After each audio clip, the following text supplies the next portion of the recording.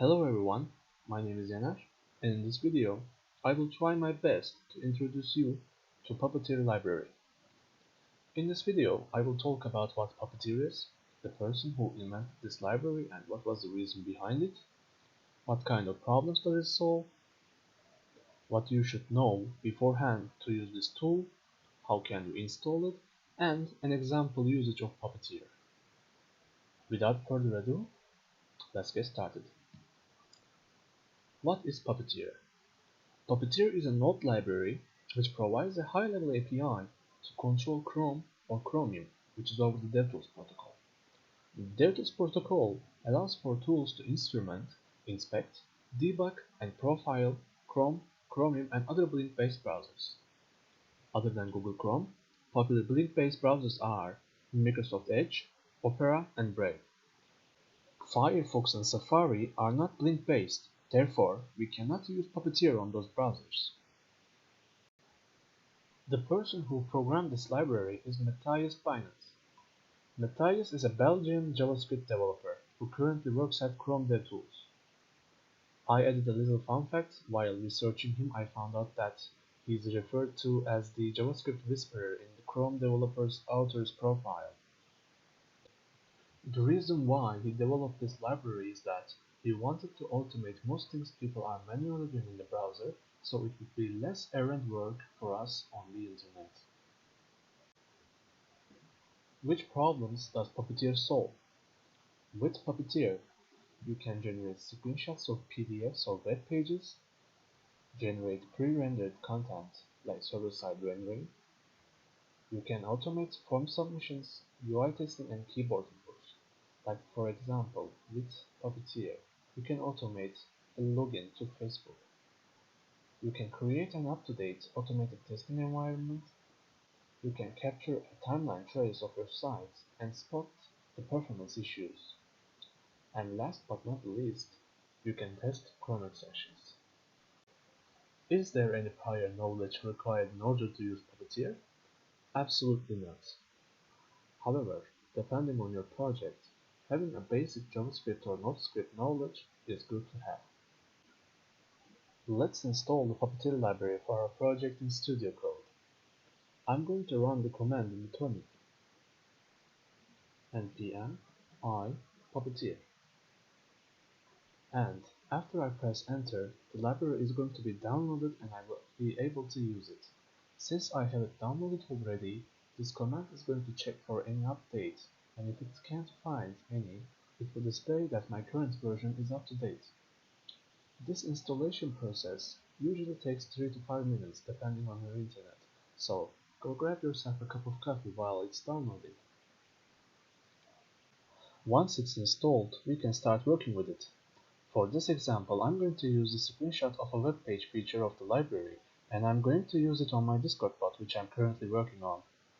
If you're not familiar with Discord, it's a social media for mainly gamers and students who would like to get together online and do events, meetings, and such.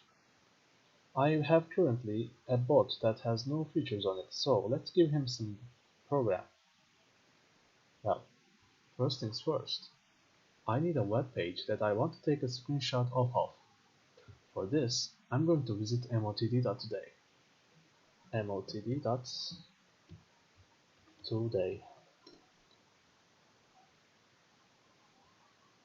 This website shows the match of the day for the game called Smite.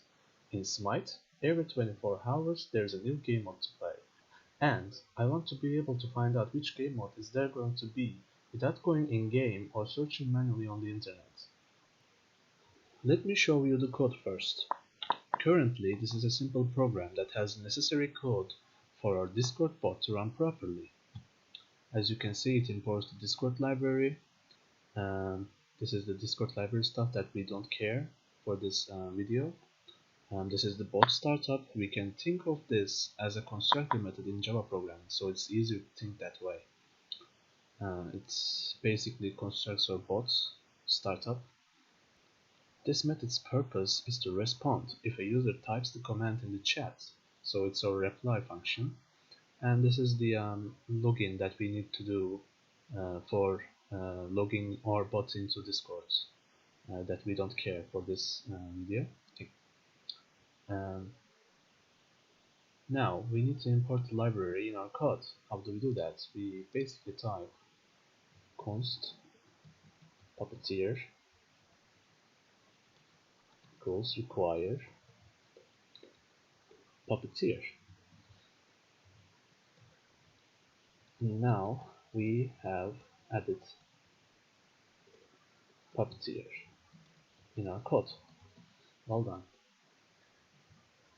Now we need to create a function for taking the screenshot of the website.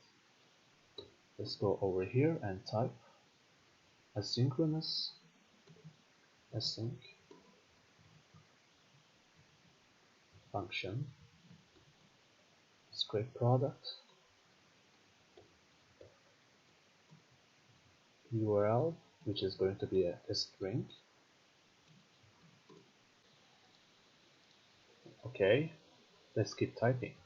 Const browser equals wait puppeteer dot launch.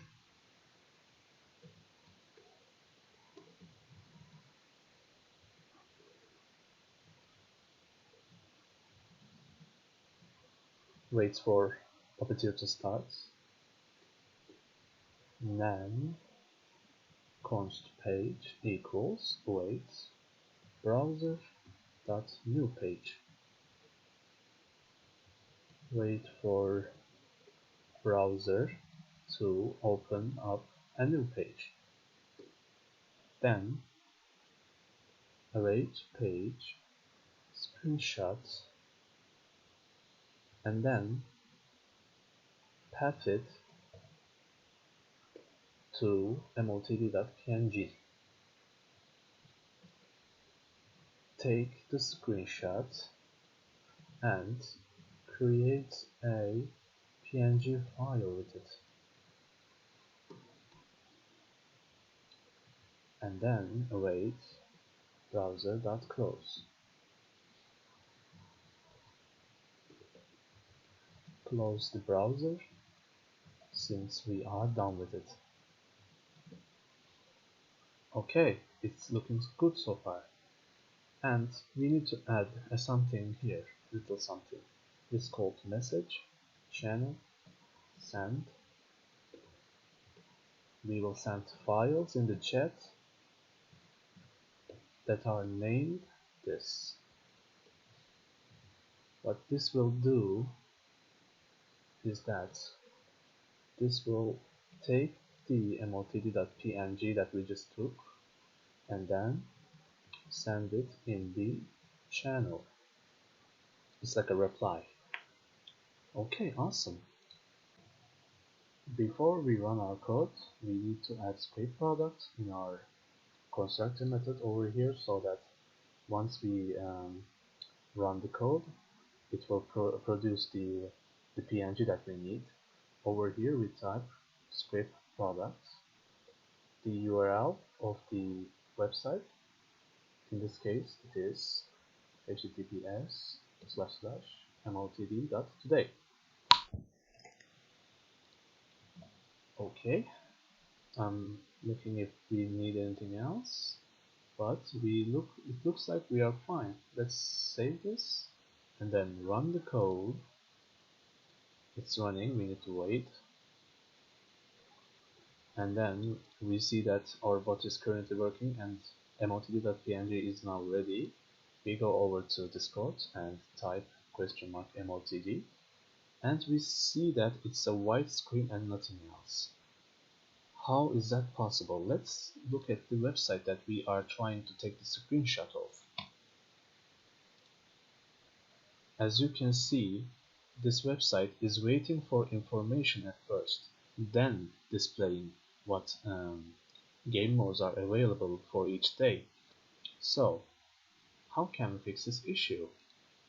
We go back to our code, and before we take the screenshot, we need to wait for the website to download its data. How do we do that? We type await page go to URL slash wait until network, I forgot the quotation mark here, network idle 0. This basically means, oh, by the way, I forgot the curly braces over here. Nice. Okay. It doesn't matter, but still. What this line do is that it waits for websites to get the data before screen shutting it. It's basically that. Let's save it and then run it. We are waiting. The bot is back online again. We go back to Discord.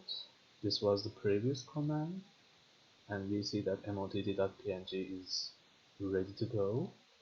Let's type in the command !motd. As you can see, we now have the screenshot of the website, which means that we have successfully programmed our Discord bot. We did it! We have managed to create a Discord bot function where bot goes on the internet, creates a browser and browses the website entered, waits for data to load, then takes a screenshot of it so that us users can type in a command to see what's happening on that website, all thanks to the Puppeteer library. Thanks for watching.